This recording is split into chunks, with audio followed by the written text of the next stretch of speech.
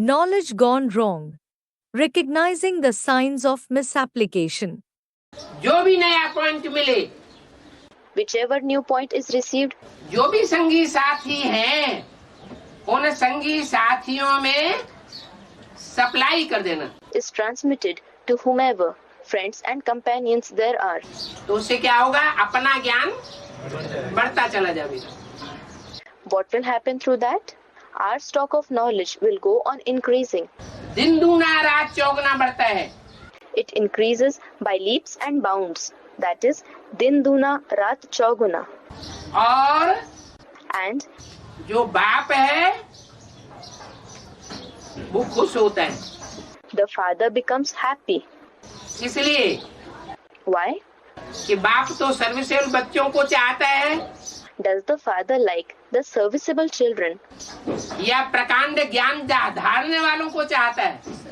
or does he like the ones who show off vast knowledge? जो serviceable बच्चे हैं उनको चाहता है, उनको याद करता है। The father likes the serviceable children and remembers them. जो ज्ञान ले लेते हैं Those who take the knowledge और दूसरों को अपने अंडर में करने के लिए ज्ञान सुनाते रहते हैं, and keep narrating the knowledge in order to take others under their control, ताकि हमसे प्रभावित हो जाएं। so that they, that is the others, become influenced by them हमारे अंडर में रहें। and remain under their control. तो ऐसी आत्मा So does such a soul ज्ञान का दुरुपयोग करती है या सदुपयोग करती है? misuse knowledge, or does it make a good use of knowledge? Students said they misuse it. दुरुपयोग इसलिए करती है They misuse it in the sense that जो ज्ञान सुनाने वाला है वो ज्ञान सुना करके उस आत्मा को बाप के हवाले करे। the one who narrates the knowledge should surrender that soul to the father after narrating the knowledge. बाप को अर्पण करे। He should offer him to the father. अर्पण में बुद्धि बनाए। He should enable the intellect of that one to surrender. बाप को अर्पण न करके Instead of offering him to the father, अपनी ओर जो आत्माएं आकर्षित कर लेती है the souls who attract him towards themselves वो धर्म गुरुओं की लिस्ट में चली जाती है। go into the list of the religious gurus. धर्म पिताएं भी ज्ञान लेते हैं संगम युग में। The religious fathers also take the knowledge in the confluence age. ईश्वरीय ज्ञान लेते हैं, They take the godly knowledge. Powerful आत्माएं बनती है। They become powerful souls. फिर वो विधर्मी क्यों बन जाते हैं? Then, why do they become vidharmis? That is, those having opposite dharana to that set by the father. क्या कारण है? What is the reason? हैं? हाँ, जिन जिन आत्माओं को ज्ञान देंगे पहले उनको अपना बनावेंगे। Someone said something. Yes. To whichever souls they give knowledge initially, they will make them their own. पहले क्या, बाद में भी नहीं उनका लक्ष्य रहता है। Not just initially, even later, they don't have the intention कि आत्माएं बाप की बने। to let those souls become the fathers. अंत तक उन आत्माओं के ऊपर अपना कंट्रोल रखना चाहेंगे। They will want to keep their control on those souls to whom they narrate knowledge till the end.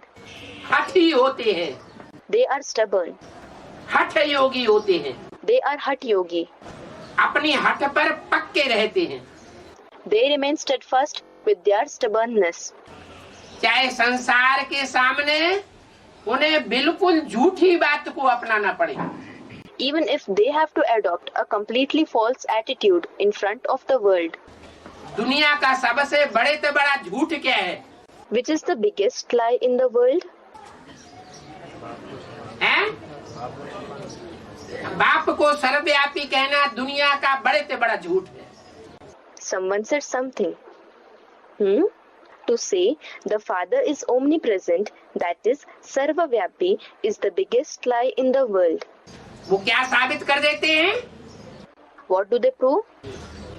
कि बाप सर्वव्यापी नहीं है। बाप वो ये साबित नहीं करते कि बाप सर्वव्यापी नहीं है। They don't prove that the Father isn't omnipresent. वो साबित करते हैं कि बाप मेरे में भी है। They prove that the Father is even in them. और जो भी अच्छे अच्छे पुरुषार्थी हैं उन सब में बाप समाया हुआ है। And the Father is present in all those who do good Purusharth. सबको बाप साबित करते हैं। They prove everyone to be the Father. कहते हैं मेरे में भी बाप है, तेरे में भी है। They say the Father is present in me and in you as well. लेकिन तुम इतने ऊंचे पुरुषार्थी नहीं हो। But you are not that high Purusharthi, the one who makes Purusharth. मैं ऊंचा पुरुषार्थी हूँ। I am a high Purusharthi. तो मैं ऊंचा पुरुषार्थी हूँ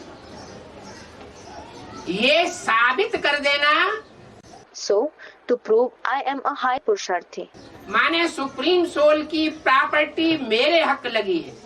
means I am the holder of the property of the Supreme Soul. मैं तुम्हारे ऊपर अथॉरिटी चलाने वाला हूँ। I am the one to impose authority on you. Authority चलाना माना ईश्वरत्व कायम करना। To impose authority means to establish supremacy, that is Ishatva. ईश्वर बनना, शासन कायम करना। To become God, Ishwar, to establish power. तो ईश्वर अनेक हो जाते हैं। Thus, many gods come up. Supreme soul बाप आकर के बताते हैं The Supreme Soul Father comes and says, अभी तो मैं आया हुआ हूँ। I have indeed come now. अभी शिवो हम बनने की दरकार नहीं है। There is no need to become Shivoham, meaning I am Shiv now.